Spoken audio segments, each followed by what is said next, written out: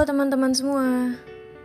Dalam hukum pidana, ada beberapa alasan yang dapat dijadikan dasar bagi hakim untuk tidak menjatuhkan hukuman pidana kepada para pelaku atau terdakwa yang diajukan ke pengadilan karena telah melakukan suatu tindak pidana.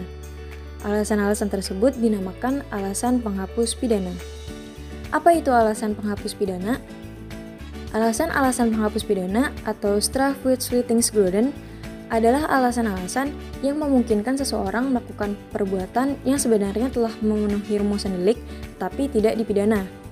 Berbeda halnya dengan alasan yang dapat menghapuskan penuntutan, alasan penghapus pidana diputuskan oleh hakim dengan menyatakan bahwa sifat melawan hukumnya perbuatan hapus atau kesalahan pembuat hapus karena adanya ketentuan undang-undang dan hukum yang membenarkan pembuat atau yang memaafkan pembuat.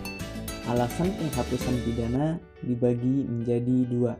Alasan penghapusan pidana yang diatur dalam KUHP dan di luar KUHP. Alasan penghapusan pidana yang diatur dalam KUHP terdiri dari yang pertama, alasan pembenar. Alasan ini terjadi karena beberapa sebab, yaitu keadaan darurat. Pelaku dihadapkan pada 3 pilihan yang saling berbenturan, antara lain perbenturan antara kepentingan hukum dengan kepentingan hukum, yakni seseorang yang dalam keadaan tertentu dihadapkan pada 2 pilihan yang masing-masing dilindungi oleh hukum. Dan apabila yang satu ditegakkan, maka yang lain akan dilanggar atau dikorbankan. Perbenturan antara kepentingan hukum dengan kewajiban hukum, yakni seseorang dihadapkan pada keadaan untuk memilih menegakkan kepentingan hukum atau melaksanakan kewajiban hukum. Perbenturan antara kewajiban hukum dengan kewajiban hukum,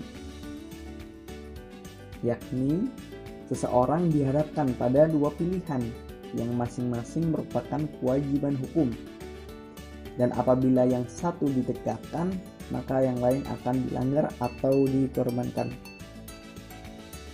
Lalu, karena pembelaan terpaksa. Pembelaan terpaksa berkaitan dengan prinsip pembelaan diri.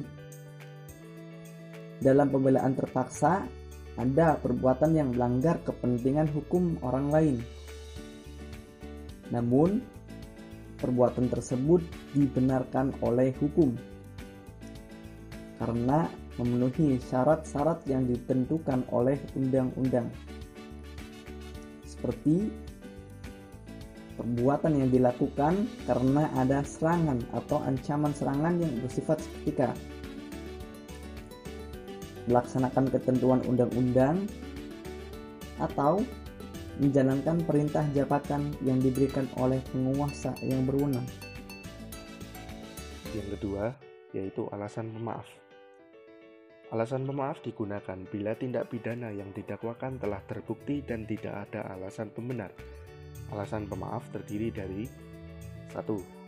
Tidak mampunya bertanggung jawab, yakni mereka yang cacat jiwanya baik disebabkan oleh gangguan psikis maupun gangguan fisik seperti yang tertera dalam pasal 44 KUHP. 2. Daya paksa. Daya paksa ini merupakan daya paksa psikis yang berasal dari luar si pelaku.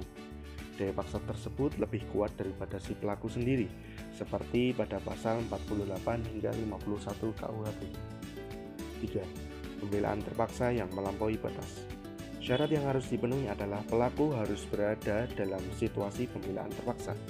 Pembelaan yang melampaui batas tersebut dilakukan karena adanya goncangan jiwa yang hebat yang disebabkan oleh serangan atau ancaman serangan yang melawan hukum, seperti terdapat pada pasal 49 KUHP.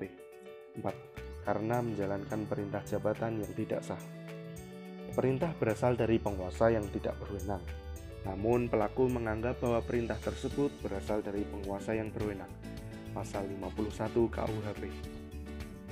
Alasan penghapusan pidana di luar Kitab Undang-Undang Hukum Pidana, antara lain Pertama, hak didik orang tua.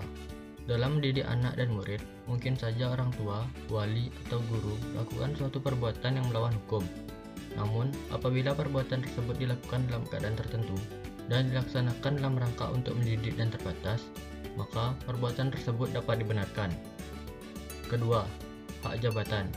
Sebagai contoh, dalam pelaksanaan tugasnya, seorang dokter akan melakukan suatu perbuatan yang dalam keadaan lain merupakan tindak pidana. Perbuatan tersebut dibenarkan apabila dilakukan untuk mengobati penyakit dan bukan untuk menganiaya. Ketiga, izin dari orang yang dirugikan. Suatu perbuatan yang melanggar hukum tertentu hilang sifat melawan hukumnya bila ada izin dari orang yang dirugikan. Keempat, mewakili urusan orang lain. Suatu perbuatan yang melawan hukum dapat dibenarkan bila dilakukan untuk mewakili urusan orang lain dalam rangka melindungi kepentingan hukum yang lebih besar.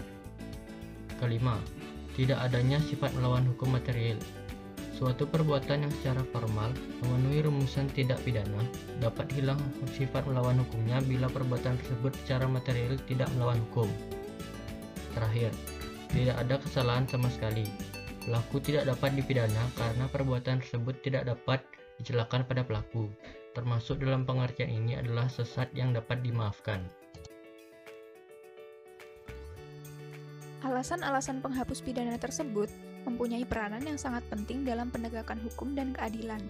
Tanpa adanya alasan penghapus pidana, seseorang yang melakukan perbuatan yang memenuhi rumusan suatu tindak pidana dapat dijatuhi pidana walaupun tidak ada maksud untuk melanggar ketentuan hukum tersebut. Baik alasan penghapus pidana yang tertulis maupun tidak tertulis dapat mencegah adanya putusan hakim yang tidak adil. Terima kasih telah menonton video ini, semoga bermanfaat.